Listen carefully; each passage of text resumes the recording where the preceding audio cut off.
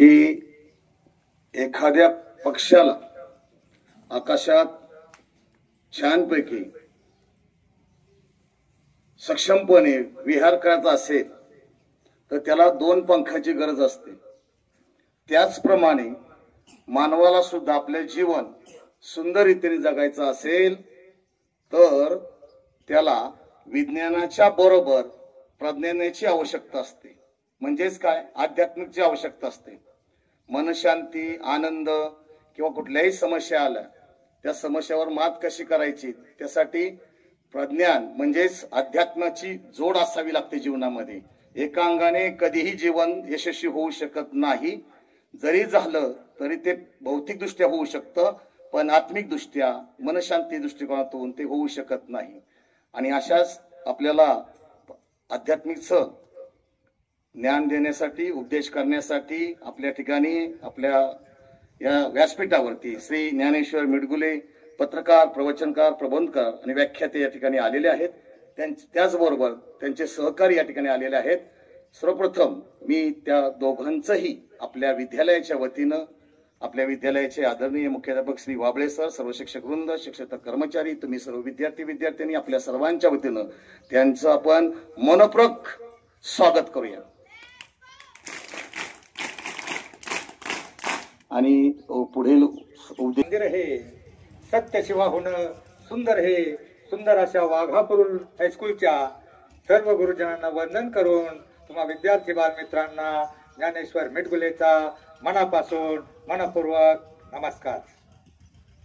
मुलांनो, आजकाल बघा, जो माणूस पायानं चालतो तो ठराविक अंतर गाठतो। तुम्ही कशाने चालता? हे बाळू, कशाने चालतो? जो माणूस पायानं चालतो तो ठराविक अंतर गाठतो, परंतु जो माणूस डोक्यानं चालतो तो निश्चितच आपलं ध्येय गाठतो। मी तुम्हाला थोड्याच वेळामध्ये थोडं तरी पायाप्रमाणे डोक्यानं कसं चालायचं हे सांगणार आहे। हे बाळा, डोक्यानं म्हणजे डोक्यावर बरं का, तू खाली बघतोय।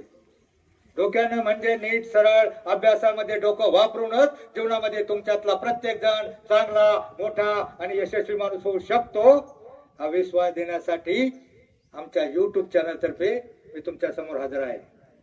बऱ्याच वेळा मुलांना असं वाटतं, अरे मी गरीबाचा, मी कमी हुशार, मी भुटका, मी लुकडा, मी काळा, मी कसा मोठा होणार? तुमच्यातला प्रत्येक जण मोठा होणार। माणूस जीवनामध्ये 2च प्रकारे मोठा होऊ शकतो। किती प्रकारे? एक शिकून आणि दुसरं सवरून। शिकून म्हणजे शिक्षण। मी तुमच्या डोक्यावरून जाणार असं काही सांगणार नाही, तुमच्या डोक्यात बसल आणि तुमच्यातला प्रत्येक जण मोठा होईल हा विश्वास देण्यासाठी मी तुमच्या समोर आलेला आहे। बऱ्याच वेळा मुलांना वाटतं मी गरीबाचा, मी कमी हुशार, मी प्राथमिक शाळेमध्ये, मी ग्रामीण शाळेमध्ये शिकतो, मी खेडेगावचा, मी कसा मोठा होणार? तुमच्यातला प्रत्येक जण मोठा होणार। देवानं आपल्याला कोणत्या घराण्यात जन्मायचं, कोणत्या गावात जन्मायचं, आपल्याला कोणता रंग द्यायचा हे आपल्या हातामध्ये नसतं। पण जन्मल्यानंतर मृत्यूपर्यंतचा जो प्रवास तो कसा शिकायचा, किती मन लावून शिकायचा आणि कसं मोठं व्हायचं हे नक्की आपलं। मी तुमच्या डोक्यावरून जाणार। बघा, तुम्हाला लहानपणी एक गोष्ट होती, तुम्हाला एक गोष्ट होती, 2 लहान पाण्याची शर्यत लागते आणि त्यातला एक जिंकतो। कोण जिंकतो? काय गोष्ट होती ती? मग कासव का जिंकला? तर तो थांबला नाही, त्याला झोप आली नाही, आळस आला नाही, कंटाळा आला नाही। मग या लहानशा गोष्टीपासून तुम्ही काय शिकायचं? की जीवनाची शर्यत जिंकायची असेल तर तुम्ही काय शिकायचं? प्रत्येक गोष्टीमधून काहीतरी बोध घ्यायचा असतो, प्रत्येक धड्यामधून काहीतरी धडा घ्यायचा असतो। धडे काही फक्त प्रश्नोत्तर लिहून पाठ करून पास होण्यासाठी नसतात, त्यातून काहीतरी घ्यायचं असतं जे तुम्हाला जीवनात मोठं करू शकेल। त्या गोष्टीपासून तुम्ही काय शिकायचं? थांबायचं नाही का झोपायचं? रोजच्या रोज अभ्यास, गृहपाठ, होमवर्क केला तरच तुम्ही ही जीवनाची शर्यत जिंकणार आहात। मित्रांनो, तुम्ही पाखरं पाहिली? पाखरांना कुठं खाद्य असतं, पाखरांना कुठं पाणी असतं, कुठं घरटं असतं, परंतु तरी ते उडत जातात, एखाद्या लहानशा झाडावर बसतात, फांद्या वागतात। पाहणाऱ्याला वाटतं अरे पाखरं पडतील किंवा काय, फांद्या मोडतील किंवा काय, परंतु मित्रांनो त्या पक्ष्यांना फांदी तुटण्याची भीती नसते, कारण त्यांचा त्या फांदीवर नसून आपल्या पंखावर विश्वास असतो. तसा तुम्ही स्वतःमध्ये विश्वास निर्माण करा, तुमच्यातला प्रत्येक जण मोठा होऊ शकतो. आता मला सांगा, आपल्या भारताच्या राष्ट्रपती काय नाव त्यांचं? त्यांचा कलर गोरा आहे का? कोणत्या घराने जन्मल्यात? खेडेगावात, वेस्ट बंगाल मधल्या एका खेडेगावात आदिवासी समाजातील जन्मलेली एक मुलगी 5व्या-6व्या वर्षी तिचे आई वडील खदानीमध्ये गाडले जातात. अनाथ होते, अनाथ आश्रमात शिकते आणि इतकं मन लावून शिकते आणि ती प्रत्येक वर्गामध्ये पहिली पासून मास्टर डिग्री पर्यंत आणि मास्टर डिग्री नंतर 6 डिग्र्या तिने घेतल्यात. का घेतल्या? तिला कुणी नव्हता, आधार नव्हता, तिला शिकायचं होतं, काहीतरी बनायचं होतं आणि तिनं इतकं टॅलेंट पाहून आपल्या भारत सरकारनं तिला राष्ट्रपती बनवलं. तिचा रंग पाहून नाही, कोणत्या घराण्यात जन्मली हे पाहून नाही. मग तुम्ही कोणत्या घराण्यात जन्म घ्यायचा हे तुमच्या हातामध्ये नसतं, पण जन्मल्यानंतर शिकून सवरून कसं मोठं व्हायचं हे नक्की तुमच्या हातामध्ये आहे. एका आदिवासी समाजातला मुलगा संतोष हांडे त्याचं नाव, 40गाव जवळच्या ऊस कामगाराचा मुलगा. त्याचे आई वडील ऊस कामगार तोडायचे, ते पैसे गोळा करायचे. शिकलं, पोरग शिकलं, 11वीला कॉलेजला गेलं, 12वीला त्याला फक्त 50% मार्क पडली. पण तिकडे गेल्यावर त्याला काय वाटायचं नाही, किंमत नव्हती. आई वडील पैसे पाठवतात तिकडे घाम गाळून, पोरग शिकत होतं आणि आपल्या मित्राबरोबर हाटलात जायचं, गावातले सगळे पैसे फालतू उडवायचं, इकडं तिकडं कोणाच्या नादी लागायचं. आणि मग काय झालं, एका सुट्टीमध्ये ते गावाला आल्यावर त्याचे आई वडील तिथं ऊसतोड होते, त्या ऊसतोडीच्या तिथं मुक्कामाला गेलं. आणि एका दिवशी पहाटे 5 वाजता त्याचे आई वडील उठायचे, 5 वाजता नंतर ऊस तोडायचे, ती मोळी घ्यायचे आणि त्याचे वडील एकदा ऊसाची मोळी खांद्यावर घेतली, पाय थोडा दुखत होता, त्या मोळी सकट वडील खाली पडले, मोळी त्यांच्या बोकांनी पडली. त्यांच्या आईनं ती मोळी उचलली आणि बळ त्यांच्या आईला एवढी ताकद नव्हती, त्यांच्या आईनं बाप आजारी झाले आणि आईनं मोळी त्या दिवशी सगळं ऊसाचा ट्रॅक्टर आईनं भरला. मुलांनो, त्या दिवसापासून त्याच्या डोक्यात प्रकाश पडला, अरे आपले आई वडील आपल्यासाठी काय अग्निदिवस काढतात, किती कष्ट करतात आणि आपण तिकडे फालतू इकडे तिकडे टाइमपास करतो, हटल्यात जातो, इकडे छेडाछेड करतो मुलींची. आणि त्या दिवसापासून त्याच्या डोक्यात प्रकाश पडला. 2-3 महिने झाले होते, 1ल्या वर्षाला गेला आणि त्यानंतर त्याने ठरवलं, अरे माझे आई वडील माझ्यासाठी एवढे कष्ट उपसतात, यांच्या खांद्यावरली मोळी मी उतरवणार. आणि त्या दिवसापासून त्याने अभ्यासाला सुरुवात केली. त्याने इतका अभ्यासाला सुरुवात केली. तुम्ही मीराबाई नाव ऐकलं का? मीराबाई ऐकलंय का फक्त शांताबाईच ऐकले? मीराबाई कोण होती? एक श्रीकृष्णाची भक्त होती. त्या मीराबाईचं एक भजन होतं बघा, 2 ओळी मागं म्हणायच्यात आणि त्या 2 ओळीतून तुम्ही काय घ्यायचं हा फक्त अर्थ डोक्यात घ्या. मीराबाईचं एक भजन होतं बघा, जैसी लागी लगन म्हणा, मीरा हो गई मगन, ओ तो हरी हरी हरी हरी गुण गाने लगी. ते मागच्या दोघांचे काय पाठ दुखते का? तर ताट बसा, कारण तुमची बॅटरी मी त्या एक जीवनामध्ये तुमच्या 2 तास महत्वाचे असतील. किती तास? कोणते 2 तास?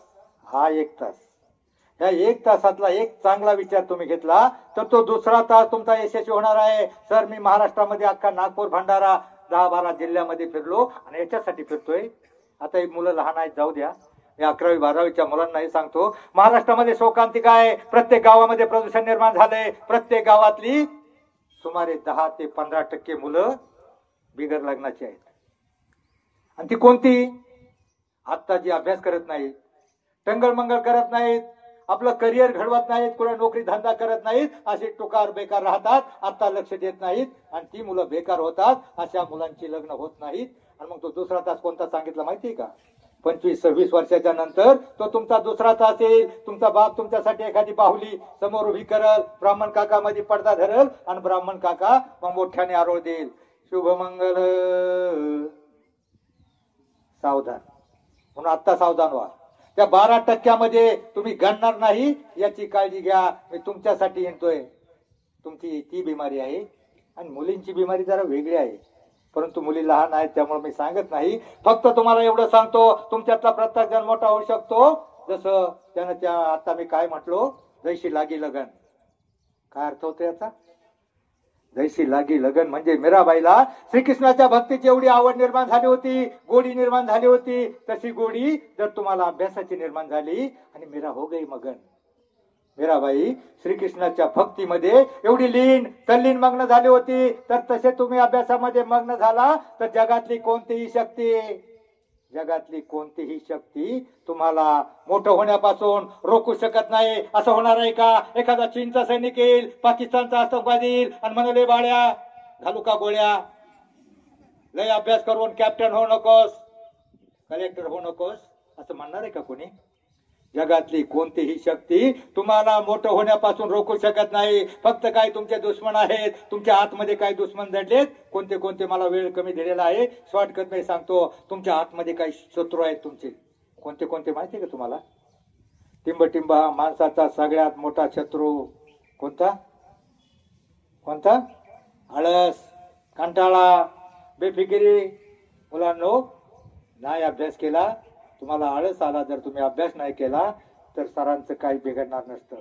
तुम्हाला मोठं व्हायचं असेल, तुमच्या आतले शत्रू पहिले बाहेर काढा आणि त्यापेक्षा भयंकर, डेंजर, महाविघातक तुमचे काही जानी दुश्मन आहेत, ते तुम्हाला फार आवडतात, परंतु आयुष्यात तुम्हाला मोठं होऊन देणार नाही. जानी दुश्मन, जानी म्हणजे जीवापेक्षाही प्रिय. अगदी अभ्यास, ग्रहपाठ, होमवर्क सोडून तुम्ही 8 ते 8:30, 9 ते 9:30 त्यांच्या पुढं टुळू बघत असता. अभ्यास ग्रहपाठ माग राहतो आणि म्हणता तुझ्यात जीव रंगला. नका बघू मालिका. त्या टीव्ही आल्यापासून घरामध्ये भांडणं लावायचं एवढ्याच मालिका आहेत. काय असतं का त्याच्यात? काय असतं का स्टोरी? काय स्टोरी असते? एका बाईनं दुसऱ्या बाईची खोडी कशी करायची आणि ते नकोर घोडी. त्यापेक्षा अभ्यासातला टाइम, आईनं जे तुम्हाला काम असतात ना घरातली, स्वयंपाक किंवा एखाद्या शेतकऱ्याची मुलं असाल, शेतातली गुराला गवत कापायचं, शेण काढायचं, सगळं शिका. परंतु टीव्ही मध्ये बिलकुल बसू नका. त्या टीव्ही आल्यापासून आपली कुटुंब व्यवस्था, समाज व्यवस्था सगळी भ्रष्ट नष्ट होत चालले. अहो, बाहेरच्या देशामधल्यापेक्षा आपल्या देशात सांगण्याजोगं काय होतं स्वामी विवेकानंदांकडे. शिकागोच्या धर्म परिषदेमध्ये सगळ्या वक्त्यांनी मोठमोठी भाषणं केली. आमच्या देशामध्ये वाफेचं इंजिन निघालं, सुधारणा झाली, प्रगती झाली, रेल्वे चालू झाली. आणि मग आमच्याकडे त्यावेळेला स्वामी विवेकानंदांना सांगण्यासारखं काय होतं? तर फक्त आमची समाज व्यवस्था, आमची आदर्श अशी भारतीय संस्कृती, पवित्र अशी कुटुंब व्यवस्था, एवढं सांगण्यासारखं त्यांच्या सगळ्यांची भाषणं झाल्यानंतर स्वामी विवेकानंदांचा वेळ आला आणि स्वामी विवेकानंदांनी त्यांच्या समाजाचा अभ्यास केला होता. त्यांच्या देशातले जोडपे वर्ष 6 महिने एकत्र राहत नाहीत.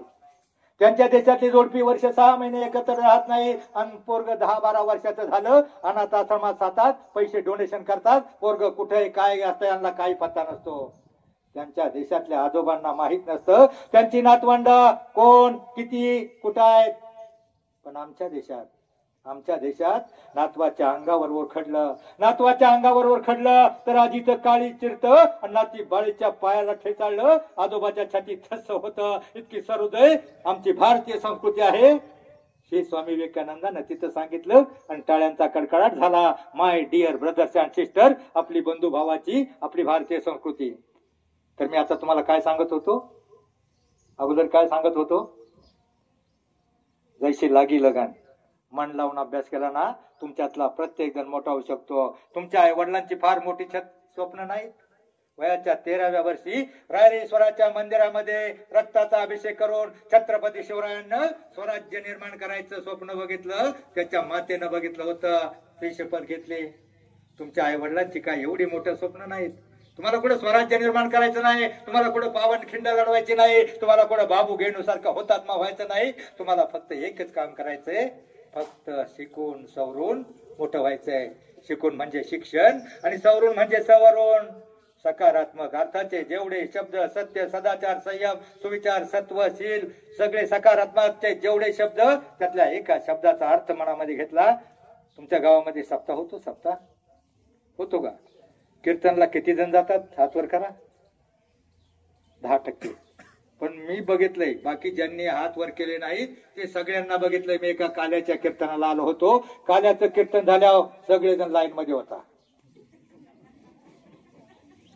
कशाला? भोजन. मुलांना, भोजन आणि भजन 2 शब्द आहे बघा. भोजन आणि भजन या शब्दामध्ये फक्त एक काना, एक मात्रा एवढंच अंतर आहे. पण त्यातला जर अर्थ घेतला, जमीन आसमानाचा अंतर आहे. आता केलेल्या कार्याच्या कीर्तनाचं भोजन फार तर उद्या दुपारपर्यंत तुमच्या पोटामध्ये राहील. उद्या सकाळी गुडुडगुम गेट आउट करणार आहे वर्षभर. पण एखाद्या कीर्तनातला, प्रवचनातला, काकडा, भजन, एखादा त्याच्या वाक्याचा अर्थ घ्या. मुलांना छोटासा हरिपाठ आहे, छोटासा हरिपाठ असतो आणि त्या हरिपाठामध्ये एक अभंग आहे 38 नंबरचा. यातलं एकच चरण. जो मुलगा 5 अभंग पाठ करणार आहे त्याला मी हरिपाठ मोफत देणार आहे आणि त्याचं नाव लिहून घेणार आहे. हरिपाठामध्ये 38 नंबरचा एक अभंग आहे बघा, 38 नंबरचा. अवघाची संसार सुखाचा करीन, आनंदे भरीन तिन्ही लोक. काय अर्थ होतो याचा? अवघाची संसार सुखाचा करीन, काय अर्थ होतो बाळू याचा? संसार म्हणजे कोणाचा म्हटले? आपल्या घरातले म्हणले का? पप्पा, मम्मी, गुड्डी, नुड्डू, चौघांचा म्हटलंय का?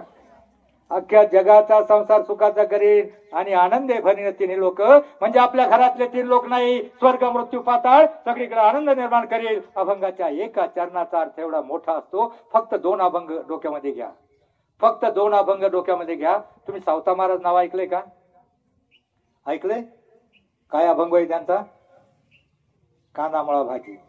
सावता महाराजांचं गाव आरण, सोलापूर हायवेच्या अलीकडलं गाव. पंढरपूर जवळ असताना ते कधीही पंढरपूरला गेले नाहीत, पण आपल्या शेतामध्ये काम करता करता अवघी विठाई माझी, म्हणजे जे काम करतोय ना, जे काम पिकवतोय ना, कांदा मुळा भाजी, अवघी विठाई माझी, लसूण मिरची कोथंबिरी, अवघा झाला माझा हरी, मोठ नाडा विहीर दोरी, अवघी व्यापिली पंढरी, सावता म्हणे केला मळा, विठ्ठल पायी गोविला गळा. आपल्या शेतामध्ये आपल्याला जे काम वाट्याला आले ते काम करण्यातच त्यांनी देव पाहिला. मोठ चालू करायची, पाणी द्यायचं, पीक घ्यायचं, कोथंबीर पिकवायची, मुळा पिकवायचा, याच्यातच त्यांनी काम पाहिलं. सावता महाराजांनी आपला देव अवघी विठाई माझी कशात बघितली?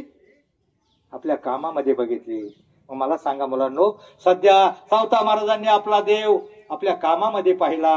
मग तुमचा देव सध्या कशात आहे? टीव्ही मध्ये, मोबाईल मध्ये, डीजे पुढं, अभ्यासामध्ये. बरोबर. तुमचा देव मुलांनो सध्या अभ्यासामध्ये आहे. मुलांनो, विद्या, विद्या हे गरिबाचं धन आहे, श्रीमंतांचा अलंकार आहे आणि असं धन आहे. जगातला कोणताही चोरटा तुमच्यापासून हिरावून घेऊ शकत नाही. तुमच्या डोक्यामध्ये कोणतीचा पाडा असला, एखादी कविता पाठ असली तर कोणीही जबरदस्ती काढून घेत नाही. तुमच्याकडे 100ची नोट असली, आड बाजूला गाठून एखादा 2 ठोके देऊन काढू शकतो. आणि मुलांनो, कोणतीही बहुमजली उत्तुंग इमारत उभारण्यासाठी पाया पक्का असावा लागतो. प्राथमिक शिक्षण, 10वी पर्यंत शिक्षण हा तुमच्या जीवनाचा पाया आहे. तो पक्का करण्यासाठी प्रयत्नांची पराकाष्ठा करा. आयुष्यातला एकही क्षण वाया घालू नका. कारण तुमच्या आई वडिलांची फार मोठी स्वप्न नाही. तुम्हाला कुठे स्वराज्य निर्माण करायचं नाही. त्या जिजामातेचं स्वप्न वेगळं होतं. त्या मोगलाईत कोणा मुमताजच्या स्मृतीसाठी ताजमहाल बांधणारा होऊन गेला एक शहाजहान. त्या पेशवाई कोणा मस्तानीच्या प्रेमासाठी राजमहाल बांधणारा होऊन गेला एक बाजीराव. पण फक्त मराठेशाही आपल्या मातेच्या स्वप्नपूर्तीसाठी स्वराज्य निर्माण करून 360 किल्ले बांधणारा एकच राजा होऊन गेला, आणि तो म्हणजे छत्रपती शिवराय. मुलांनो, जगातलं 7वं आश्चर्य आहे चिंची भिंत. चिंची भिंत लय लांब आहे म्हणतात, पण ज्या आमच्या राजांनी जे किल्ले बांधले त्या किल्ल्यांचा अवघा जर परीख घेतला त्याच्यापेक्षा 5 पट होतोय. हे जगातलं 7वं आश्चर्य, त्यापेक्षाही वेगळं आश्चर्य छत्रपती शिवरायांनी घडवलं. तुमच्या आई वडिलांची ती स्वप्न नाही. तुमच्या आई वडिलांना बस एवढं वाटतं, तुमच्या आई वडिलांची फार छोटीशी स्वप्न आहेत. त्यांना एवढंच वाटतं, आमची बाळं शाळेत जातील, अभ्यास करतील, गृहपाठ करतील, होमवर्क करतील, रोजच्या रोज अभ्यास करतील, चांगलं शिकतील, शिकून सवरून साहेब होतील, मोठं होतील आणि आमच्या म्हातारपणाची काठी बनतील, आमच्या घराण्याचं नाव काढतील. एवढी छोटीशी स्वप्न आहेत, मोठी स्वप्न नाहीत त्यांची. ती पूर्ण करण्यासाठी तुम्हाला एकच मार्ग आहे. कोणता? शिकून आणि सवरून, म्हणजे सवरून, संतांच्या विचारावर. माणसाला जीवनामध्ये यशस्वी होण्यासाठी माणसाजवळ आत्मविश्वास हवा, आणि तो आत्मविश्वास मिळवण्यासाठी थोडा तरी संतांचा आणि शिवरायांचा इतिहास ज्ञात हवा. जगावं कसं आम्हाला छत्रपती शिवरायांनी शिकवलं. मरावं कसं हे शंभूराजांनी शिकवलं. आणि वागावं कसं हे संत समाज सुधारकांनी शिकवलं. आता आपल्याला कुठं शंभूराजासारखं मरायचंय, आपल्याला फक्त छत्रपतींच्या न्याय नीती धर्माप्रमाणे आणि साधू संतांच्या विचाराप्रमाणे मुलांना आम्ही पंढरपूरच्या वारीमध्ये जातो. आम्ही वेगवेगळ्या रूटने असतो, लांब लांब शेवगाव, पैठण, वेगवेगळ्या मार्गाने शाळा जात असताना 15 ते 18 दिवस आम्ही शाळेमध्ये जातो. आम्ही दोघंच असतो. माझे युट्यूब चॅनलवाले दत्तात्रय भुजबळ हे नारायणपूरचे शिष्य आहेत आणि मी पंढरपूरचा शिष्य आहे. तर आम्ही याच्यासाठी फिरतो का नवीन पिढी फार हुशार आहे, कुठेतरी व्हायबल व्हायला लागली. अलीकडे काही गोष्टीचा अतिरेक होत चाललाय. चीन मध्ये सर 18 वर्षापर्यंत मुलांना सोशल मीडिया हातामध्ये मोबाईल देत नाहीत. त्यांना खेळायला शिकवतात, दौडायला शिकवतात आणि मग ते पोरग काटक बनतं. पण आमच्या देशामध्ये आता आपलं खेडेगाव आहे, नसेल मोबाईल, पण काही काही शहरी भागामध्ये 7वी 9वी पर्यंत पोरग हँग होत आहे. आमच्यातल्या एखाद्या करोडपतीचा मुलगा 35 लाख खर्च झाले, 7वी लाच हँग झालंय. आई म्हण कोरोनाच्या काळापासून 7 ते 8 वर्ष त्याच्या हातामध्ये मोबाईल आणि मग आता ते पोरग हँग झालंय. स्पेशल दवाखाने निघालेत. म्हणून मोबाईल, टीव्ही, डीजे हे तुमचे जानी दुश्मन आहेत. त्यांच्यापासून लांब राहा. फक्त आता तुम्हाला जाता जाता एवढंच सांगतो, तुमच्यातला प्रत्येक जण मोठा होऊ शकतो. आता मला सांगा 5वीला कोण कोण हात वर करा. 5वीला हात खाली करा. बरं आता तुमच्यातला हात खाली करा. तुमच्यातला अभ्यासाचा कंटाळा किती जणांना आहे? अभ्यासाचा कंटाळा कोणालाच नाही ना? मग मी तुम्हाला अशा एका मुलाची गोष्ट सांगतो आणि सत्य घटना. करमाळ्याजवळ करमाळा तालुक्यातल्या जेऊर गावचा एक मुलगा वडारी समाजातला 5वीला गेला. आता 5वी पर्यंत चढवतच नेतात. 5वीला गेला. तो म्हणला आई मला नाही शाळेत जायचं. आईनं जबरदस्ती शाळेत पाठवलं. पोरग शाळेत गेलं. शिक्षकांनी गेल्या वर्षाचे ड्रेस होते ते पोरांना वाटले आणि ड्रेस वाटल्यावर फाटके कपडे काढले, ड्रेस अंगावर घातला आणि ड्रेस अंगावर घातल्यावर ते पोरग मागच्या बाजूला खुशीत बसलं. ते मागचं वाकून बसलंय ना, त्याच्या शेजारी बसलं. तर ताट बसा, ताट बसा. कारण तुमची बॅटरी, जे ताट बसणार नाही त्याची बॅटरी लूज राहील आणि मग काय होईल माहितीये ना, 26वे वर्ष तुमचं यशस्वी होणार नाही. मला माहितीये तुम्ही राष्ट्रपती नाही होऊ शकणार. APJ अब्दुल कलाम, VV गिरी तुम्ही राष्ट्रपती नाही होऊ शकणार. परंतु त्या 12% मध्ये तुम्ही न मोडता तुमच्यातला प्रत्येक जण पती व्हावा. कारण जी समस्या आहे प्रत्येक गावामध्ये 12% मुलं बिगर लग्नाची आहेत आणि ती कोणती आहेत तुम्हाला जागा करण्यासाठी आलोय. परत म्हणाला आम्हाला कोणी सांगितलं नाही आणि आता काय करायचं. आणि मग सोलापूरला ती बिगर लग्नाची आहेत यांनी मोर्चा काढला होता. सर मोर्चा काढला होता. आम्हाला मुलगी द्या. कलेक्टर ऑफिसनं दरवाजाच उघडला नाही आणि मग ती पोरं नाचायला लागली. काय मचेला होतोय वळून आम्ही लग्नालो.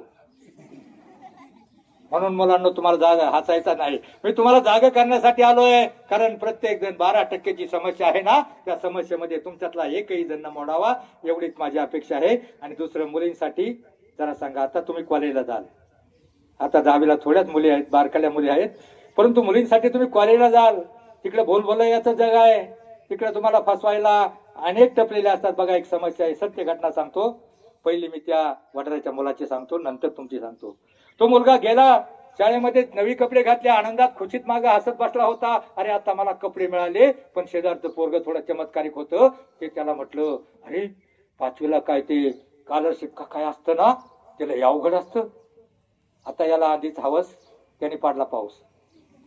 अवघड म्हणल्यावर त्याच्या डोक्यात टूप पेटली. ते मागच्या मागं पळालं, धुमचाकाट पळालं. त्याची आई 4 किलोमीटर पुढे तरी खडी फोडत होती. बाप दारू पिऊन वारला होता आणि त्याची आई वडारी समाजाची, त्याची आई 4 किलोमीटर जंगलामध्ये खडी फोडत होती. पोरग पळत पळत गेलं. झापा टाकत आई बरोबर उभं राहिलं. आई म्हणली का रे बाला शाळा सुटली का? बाला म्हटला आई शाळा नाही सुटली, पाठी फुटली.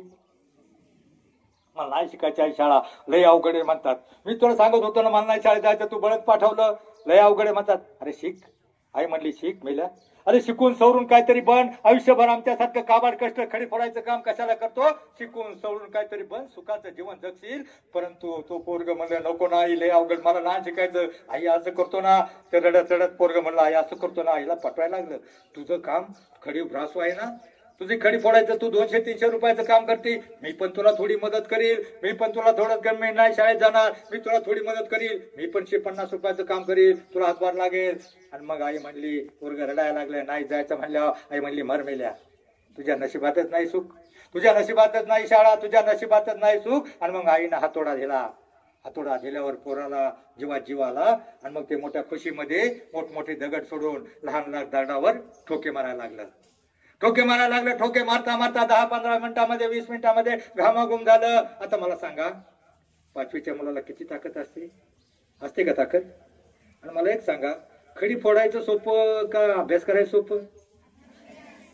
पोरग 20 मिनिटांमध्ये घामाघूम जायला आयला म्हटलं पाणी. आईनं अर्धी बाटली पिली होती, अर्धी बाटली त्याच्या हातामध्ये दिली. पोरग घटाघटा पाणी पिलं. पाणी पिल्यावर थोडा आवक आला आणि आवक आल्यावर त्याने परत खडा ठोके मारायला लागला. परत ठोके मारायला लागला. ठोके मारता मारता 15-20 मिनिटांमध्ये परत ते घामाघूम झालं. त्याला घशाला कोरड पडली, डोळे पांढरे केले. आईला म्हणलं आई पाणी, आई पाणी. आई म्हणली अरे आता कुठून पाणी देऊ? आता तू अर्धी बाटली मी पिले होते, अर्धी तू आताच पिला, आता कुठून पाणी देऊ? 3-4 किलोमीटर इथं विहीर नाही, घर नाही, आता कुठून पाणी देऊ? परंतु पोरग इतकं घशाला कोरड पडली होती, ढोके घालून घालून थकलं होतं. आणि मग आई पाणी पाणी करून पोरानं डोळे पांढरे केले. पाणी पाणी करून पोरग खाली कोसळलं. आईने हंबरडा फोडला, कसली मी अभागी आई, पोरग पाण्या वाचून मरतं की काय, मी याला पाणी देऊ शकत नाही. आई खाली बसली, पोराला मांडीवर घेतलं. पोरग पाणी पाणी करत होतं. आईनं हंबरडा फोडला होता. आईनं रडणाऱ्या आईच्या डोळ्यातल्या रडणारे 5-10 अश्रू पाणी पाणी करणाऱ्या त्या पोराच्या तोंडामध्ये पडले.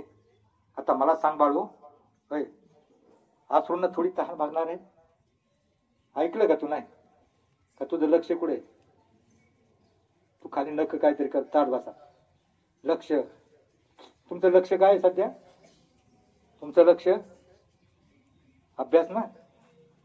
मी काय सांगत होतो आता? मग काय सांगत होतं रे? कारण तुझं लक्ष नव्हतं, मी पाहिलं म्हणून तुला विचारलं. तर काय सांगत होतो मी? पोरग खाली बसलं, पाणी पाणी करत होतं. हंबरडा फोडणाऱ्या आईच्या डोळ्यातल्या 4-6 आसवाची टिप त्या पोराच्या तोंडामध्ये पडली. थोडासा ओलावा वाटला. ओलावा वाटल्यावर पोरग रडायचं थांबलं. आणि रडायचं थांबलं तेवढ्यामध्ये तालुक्याचा, करमाळा तालुक्यातला तो व्हिडिओ आणि कॉन्ट्रॅक्टरची गाडी आली, जीप जवळ आली, करकन ब्रेक मारला, ते व्हिडिओ खाली उतरला. आणि त्या म्हातारीला मला एक छेरडे, तुला काय अक्कल? तुला काय अक्कल? एवढ्या मोठ्या लठ्ठ्याला मांडीवर घेऊन तू आपल्या कामाचा खोळंबा करून बसली. तुला सांगितलं होतं ना आज तुझी खडी फोडून झाली पाहिजे. तर तुझी खडी फोडून झाली नाही, तुझा महिन्याचा पगार देणार नाही. आणि त्याचं बोर्ड ऐकून जी आई जशी उठली तसं ते पोरग खडीवर पडलं. डोक्यातून रक्त आलं. आधीच पोरग पाणी पाणी करत होतं. रक्त आल्यामुळं मोठ्यानं रडायला लागलं. आईनं आधी थांबडा फोडला होता आणि तो व्हिडिओला काही सुचत नव्हतं. त्या रडणाऱ्या पोराकडे व्हिडिओ म्हटला, का रे गाढवा, मूर्खा, नालायक, इडियट, सिली, नॉनसेन्स. त्याला मराठी, हिंदी, इंग्लिश मध्ये जेवढ्या शिव्या व्हिडिओला येत होत्या तेवढ्या शिव्या त्या पोराला दिला. अरे शाळेचे कपडे घालून तिकडे काहीतरी शिकायचं सोडून आमच्या कामाचा खोळबा करायला गाढवा, तुला काय अक्कल? 17 शिव्या त्या पोराला दिल्या. पोरग आधीच रडत होतं, त्याच्या डोक्याला लागलं होतं. आणि आईनं हंबरडा फोडला होता. त्या आईला परत वॉर्निंग दिली, तुला शेवटची वॉर्निंग, उद्या आपल्याला रातचं आपल्याला पॅचअप करायचंय, उद्या अधिकारी पाहायला येणार आहे, तुझी खडी फोडून झाली नाही, तुझा महिन्याचा पगार देणार नाही. व्हिडिओ जायला वळला आणि जाता जाता परत त्या पोरला म्हणला, अरे शाळेची कपडे घालून आमच्या कामाचा खोळंबा करायला गाढवा, मुलका, नालायक. 17 शिव्या देऊन तो व्हिडिओ पाठमोरा झाला. पोरगा आधीच रडत होतं. आईनं हंबरडा फोडला होता. त्या व्हिडिओला काही सोय सुतक नव्हतं. आणि पाठमोरा झालेल्या त्या व्हिडिओकडे आई पाहत होती. मोठ्यानं हंबरडा फोडत होती. पोऱ्याच्या जखमेकडे पाहत होती. पोरग मोठ्यानं रडत होतं. दोघंही रडत होते. आणि दोघंही रडत असता रडता रडता पोरग थकलं. आणि थकलं आईच्या केविलवाण्या रडणाऱ्या चेहऱ्याकडे पाहिलं. चेहऱ्याकडे पाहिलं आणि पोरग थांबलं. पोरग थांबलं. आईचा केविलवाना चेहरा पाहून पोरग म्हणलं, थांब आई, थांब आई, रडू नकोस, थांब आई, रडू नकोस. आणि पोरानं खाली एक टोकदार दगड, एक कपची उतरली. एका मोठ्या दगडावर एकच वाक्य केलेलं, म्या साहेब होणार, म्या साहेब होणार, याच्यापेक्षा मोठा साहेब होणार, याच्यापेक्षा मोठा साहेब होणार. ज्यानं मला 17 शिव्या दिल्या, ज्यानं तुला एवढं रडवलं, त्याच्यापेक्षा मोठा साहेब होणार. पोरानं कपची फेकाटून दिली. 90च्या स्पीडनं पळालं. शाळेत जाऊन बसलं. आणि शाळेत जाऊन बसलं, मागं बसायच्या ऐवजी थोडं पुढे येऊन बसलं. आणि मग ते मीराबाईचं भजन आहे ना, जैसी लागी लगन, ते मन लावून अभ्यास करायला लागलं. अभ्यासात इतकं मग्न झालं, इतकं मग्न झालं. आणि मुलांना 5वीला पास होत नव्हतं, काही येत नव्हतं. 5वीला पास झालं. 7वीला 50%, 10वीला 60%, 12वीला 70%. मुलांनो 10वी 12वीच्या दरम्यान 2-3 वर्ष त्याला थोडी ताकद आली होती. वडाळी समाजातलं कणखर मुलगा होतं ते काळं कुट्ट मुलग, त्याला ताकद आली होती. ते सकाळी 6 ते 10 जायचं. आई खडी फोडत होती ना, तिथं जाऊन खडी फोडायचं. खडी फोडून 4 तासामध्ये आई जेवढं काम करायचं 300 रुपयाचं तेवढं काम ते पोरग 4 तासात करायचं. 10:30 वाजता शाळेमध्ये हजर व्हायचं. आणि 2-3 वर्षामध्ये ज्यांनी जेवढे पैसे मिळवले होते ना, त्या पैशाची त्यांनी पुस्तकं घेतली. कोणती पुस्तकं घेतली असतील? त्याला काय व्हायचं होतं? साहेब होण्यासाठी जी MPSC UPSC ची जी पुस्तकं लागतात, राज्याची केंद्राची परीक्षा असते आयोगाची, ती पुस्तकं घेतली. वर्ग कॉलेजला गेल्यावर शेजारच्या शहरामध्ये गेलं. तिथे एका CAच्या अंडरमध्ये त्याला 4 तास काम करायचं. काम करून त्याच्या सगळं झाडलोट करायचं. त्याचा खर्च सगळा त्या CA करायचा. तो स्वतः दुसऱ्याच्या कष्ट करून 4 तास काम करून ते पोरग ग्रॅज्युएट झालं. ग्रॅज्युएट होता 7 तास काय काम अभ्यास करायचं. 2 तास शाळेचा अभ्यास आणि 5 तास तो MPSCचा अभ्यास. BA होता. BAच्या शेवटच्या वर्षी जसं BA झाला आणि पहिल्याच प्रयत्नामध्ये त्यांनी परीक्षा दिली आणि महाराष्ट्रामध्ये DYSP म्हणून झालेला जो बालाजी मंजुळे, वडाऱ्याचा काळा कुट्ट मुलगा, पहिल्याच वर्षामध्ये DYSP झाला. पहिल्याच वर्षी कलेक्टर झाला. आता मला सांग बाळा, मी तुला सांगितलं त्या मुलाला अभ्यासाचा लय कंटाळा होता, तरी तो कलेक्टर कसा काय झाला?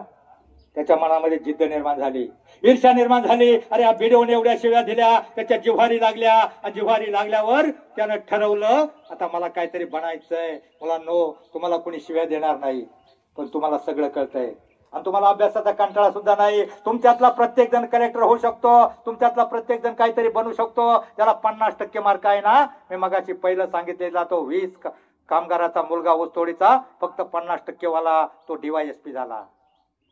मग अभ्यासाला आपल्याला किती मार्क, आपण प्रयत्न करायचा आहे. थोडी मार्क कमी पडली म्हणून घाबरायचं नाही. काय मुलं असं काही आपण बघतो, एका मुलीला 90% मार्क पडली तरी तिने आत्महत्या केली. का केली? तर तिचे आई वडील म्हणले 95% पडायला पाहिजे होती. नका पाडू, बिलकुल नाही. 2% मार्क कमी असली तर घाबरायचं नाही, परत प्रयत्न करायचा. कारण अपयश यशाची पहिली पायरी आहे. असफलता एक चुनौती है, उसे स्वीकार करो. क्या कमी रह गई देखो और सुधार करो. जब तक सफल ना हो नींद चैन को त्यागो तुम, संघर्ष का रास्ता छोड़कर मत भागो तुम. क्योंकि कुछ किए बिना ही जय जयकार नहीं होती. कोशिश करने वालों की. प्रयत्न करा, आयुष्यात कधीच हार होणार नाही. मुलांना शेवटचं उदाहरण मुंगी माहितीये, शिस्तीमध्ये असते. मुंगी बघा लाईन मध्ये असते, तुमच्यासारखे इकडे तिकडे वाकडे तिकडे पळत नाही. सर खरं तर मी तुमचा परिपाठ पाहिला, मुलगा फार हुशार आहे. फक्त एकच मुलगा, तो एक गोरा मुलगा तोंड उघडलं नाही, बाकी सगळी मुलं जोरात म्हणत होती. माझं लक्ष होतं. 7-8 नंबरला बसलेला उभा आहे, एकच मुलं नाही तर बाकी सगळी मुलं एवढी जोरात म्हणत होते. कणखर मुलं आहेत, खेडेगावची मुलं आहेत, आपल्या जेवढी ताकद आहे. अनेक मार्ग आहेत आमच्या पुण्यामध्ये. तुम्हाला माहितीये का, 90% कामगार साहेब लोक बाहेरचे आहेत. 8वी 9वी वाल्याला UP बिहारचा भाई येतो, 2-4 वर्ष काम शिकतो आणि परमनंट होतो. आणि आमचं पोरग DJ पुढे नाचून एका दिवसात बिघडतं. तुमच्या आई वडिलांना तुम्हाला बिघड घडवण्यासाठी बालवाडी, हायस्कूल, कॉलेज, तुमच्या आई वडिलांना तुम्हाला घडवण्यासाठी 20 वर्ष लागतात. ते तुम्ही एखाद्या DJ बरोबर नाचायला गेला तर तिथं कसे असतात सगळे माहितीये तुम्हाला. DJ पुढे नाचणारे काय तसे नाचत नाहीत. कुणाची एखाद्याची चहा पाजायची अवकत नसते. तो आपल्या पोराचं लग्न म्हणून आणि गरिबांची पोरं बिघडण्यासाठी मोठं बॉक्स आणतो आणि मग ही पोरं दमली का तो पंटर त्याला म्हणतो, अरे लय घाम आलाय, घे माझ्याकडे टॉनिक आहे. आणि मग तो एका दिवसात पोरगा बिघडतो. माझी तुम्हाला विनंती आहे, आयुष्यामध्ये कोणत्याही DJ पुढे नाचायला जाऊ नका, कोणत्याही नादान पुढाऱ्याबरोबर धाब्याला जेवायला जाऊ नका. किंवा बघा 2-4 एक दुसरा प्रकारे आमच्या भागामध्ये पाटलांचा बैलगाडा अख्खा राडा केला त्याने. म्हणून तुमचे काही जाणी रुसून आहेत, मोबाईल, TV, DJ, त्या मोबाईलचा तर फार फॅट झालंय. मला ऊन लागायला लागले का तुम्हाला? नाही ना? अजून एक तास जमल ना? तर मुलींसाठी शेवटचा विषय सांगतो. तर काय झालंय, मुलांचा प्रॉब्लेम आहे. त्या 10-12% मध्ये तुम्ही बसावा नाही. राष्ट्रपती नाही झाला, कमीत कमी पती बनण्याची पात्रता नक्की आणवा. ITI झालेला सुद्धा आमच्याकडे काम आहे. 25-25 हजार पगार घेतात. त्यामुळं आपल्याकडे सुशिक्षित बेरोजगारी ही बोंबाबोंब बिलकुल नाही, ती बाहेरच्या देशामध्ये आहे, बाहेरच्या राज्यामध्ये आहे. 90% कामगार आमच्या MIDC मध्ये, रांजणगाव, सरसवाडी, पिंपरी चिंचवड, चाकण सगळीकडे 90% कामगार बाहेरचे आहेत आणि अधिकारी आहेत. काय त्यांची आडनावं? दुबे, पांडे, चौबे, तिवारी, त्रिपाठी, नायर, स्वामी. आणि आमचे पाटील कुठं? बैलगाड्या पुढं. 11वी 12वी बैलगाड्याच्या नादानं पोरं फेल झाली. म्हणून तुम्ही तुमचं करिअर करा, आधी करिअर करा. 25-20 वर्षापर्यंत तुमचं करिअर होईल. करिअर झाल्यावर मग तुमचं पुढलंही सगळं होईल. आणि मुलींना एवढं शेवटचं सांगतो, तुम्ही कॉलेजला जाल, कॉलेजला गेल्यावर तिथं कॉलेजच्या बाहेर आपली भारतीय संस्कृती म्हणजे आमची स्त्री, आमची मुलगी नष्ट भ्रष्ट करण्यासाठी एक जमात तकले. कॉलेजच्या बाहेर एक त्यांना टपरी टाकून दिली जाते. आमच्या मुली तिथं मोबाईल चार्जिंग करायला जातात. आता मी फास्ट मध्ये सांगतो कारण मला वाटतं वेळ संपत आलेला आहे. मुलगी चार्जिंग करायला जाते. ही 12 वर्षापूर्वीची गोष्ट आहे. 2011-12च्या दरम्यान मोबाईल नवीन आला होता आणि एक मुलगी, हुशार मुलगी, 95% वाली एक मुलगी तिथं पेरणे फाट्याची मुलगी वाघोलीच्या कॉलेजमध्ये गेली.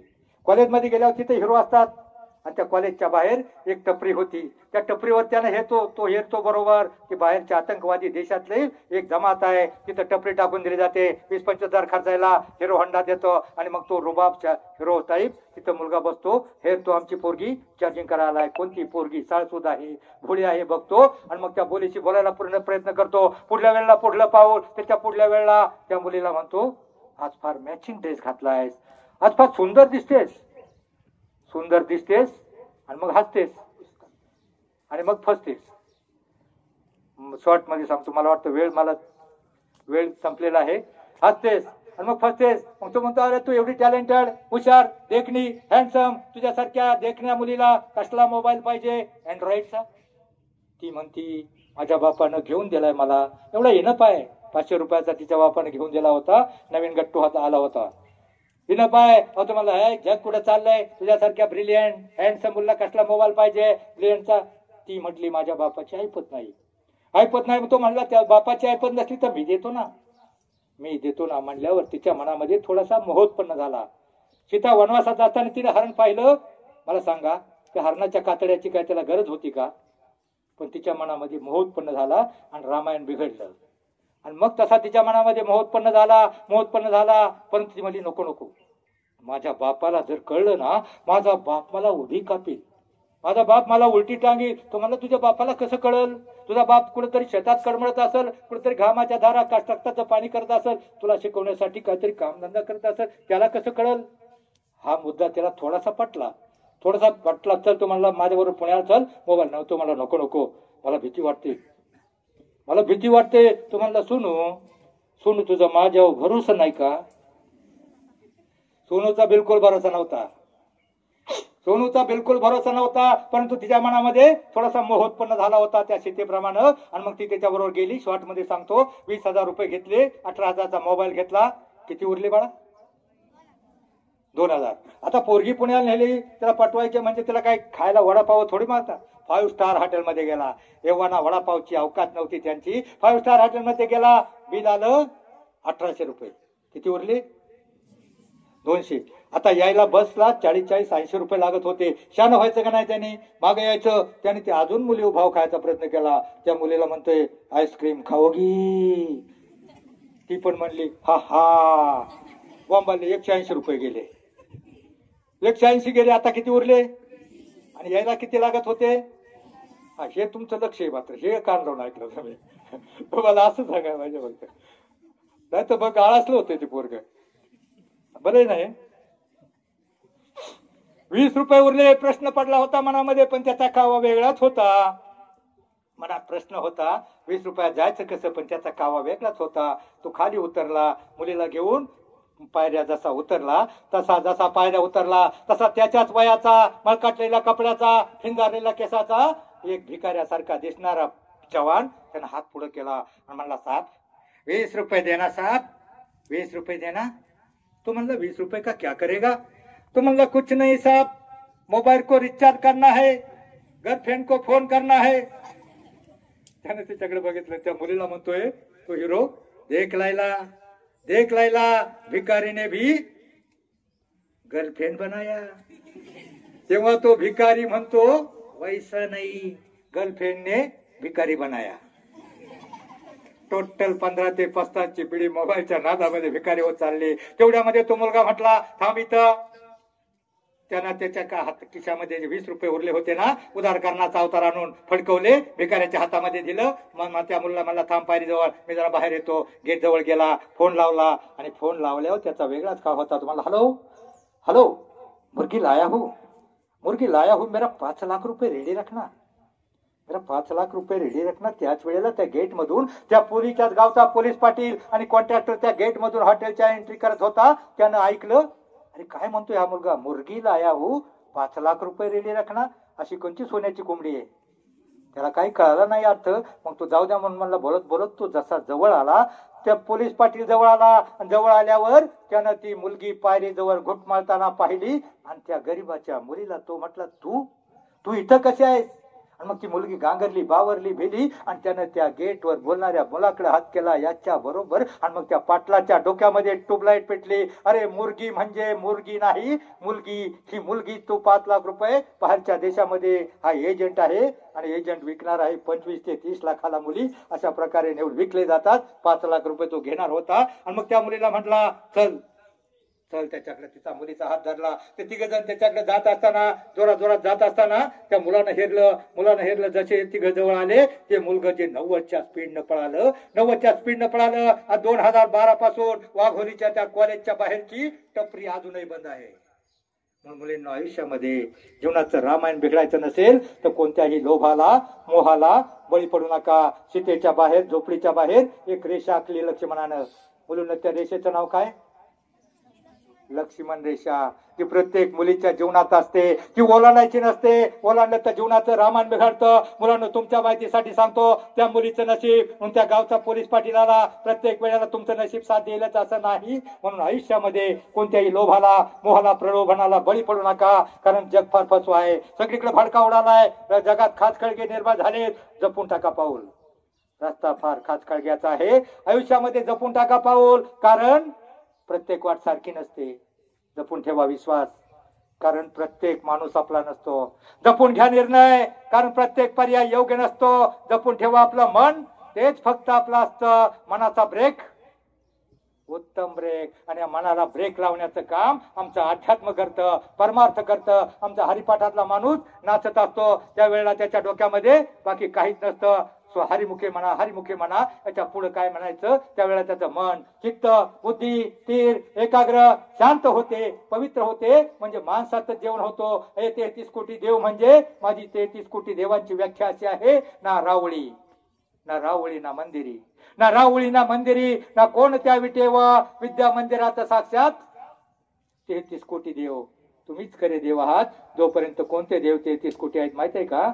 आपल्या देशाची लोकसंख्या 146 कोटी पर्यंत पोहोचलेली असताना त्यापैकी बालवाडीपासून मास्टर डिग्री पर्यंत जे निष्पाप, निरपेक्ष, सात्विक, निर्भय वृत्तीचे जे विद्यार्थी आहेत ना, त्यांची सरकारी आकडेवारी बरोबर 33 कोटी आहे. आणि तुम्ही 33 कोटी विद्यार्थी तुम्हीच खरे देव आहात. तुमच्यातलं देव पण टिकवण्यासाठी, जगवण्यासाठी, जागवण्यासाठी आमच्या सुदर्शन प्रबोधन न्यूज चॅनलचा हा छोटासा प्रयत्न. ज्ञानी यांचा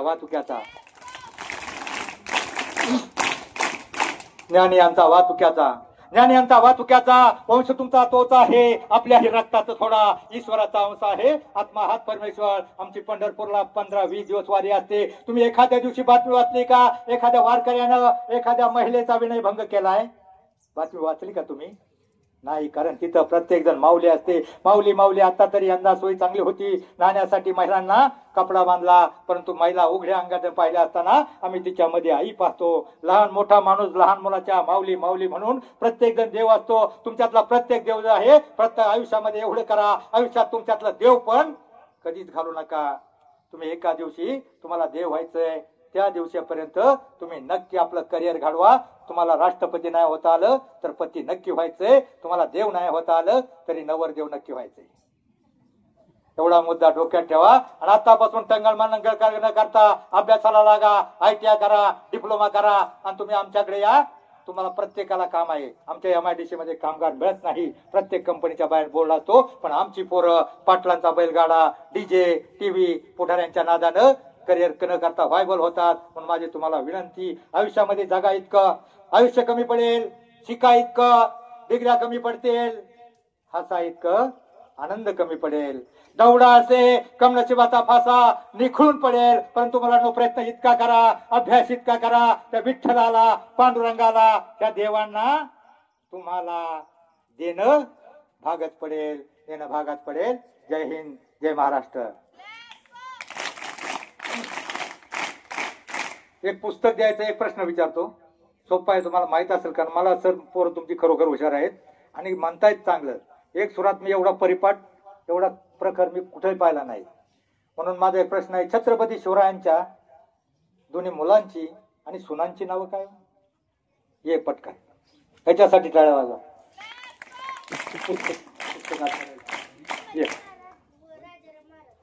संभाजी महाराज, राजाराम महाराज. आणि सुनांची आहे का माहिती तुम्हाला? ये वर इकडे ये, हरिपाठ घेऊन जा.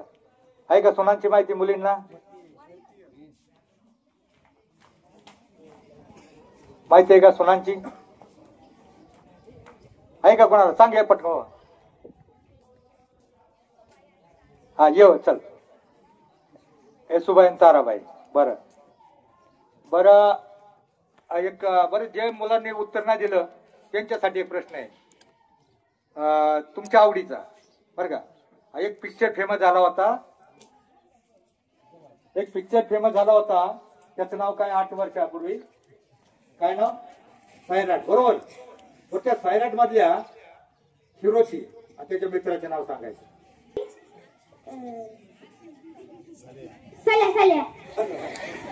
आपल्या भारताची घटना लिहिली, हा जोड प्रश्न होता बरं, पुस्तक द्यायचे म्हणजे. ज्यांनी आपल्या भारताची घटना लिहिली ते डॉक्टर बाबासाहेब आंबेडकर, आणि ज्यांनी मुलींना शिक्षणाची संधी उपलब्ध करून दिली त्या क्रांती ज्योती सावित्रीबाई फुले. आणि विद्येचं महत्व सांगताना विद्येविना मती गेली, मतीविना नीती गेली, नीतीविना वित्त गेले, वित्ताविना सूत्र खचले, अवघे अनर्थ या अविद्येने झाले. त्या महात्मा ज्योतिबा फुले आणि डॉक्टर बाबासाहेब आंबेडकर यांच्या मुलाचं नाव काय बघा? महात्मा फुलेंच्या नाही, हे माहिती नाही बघायला. साल्या माहिती, लंगड्या माहिती.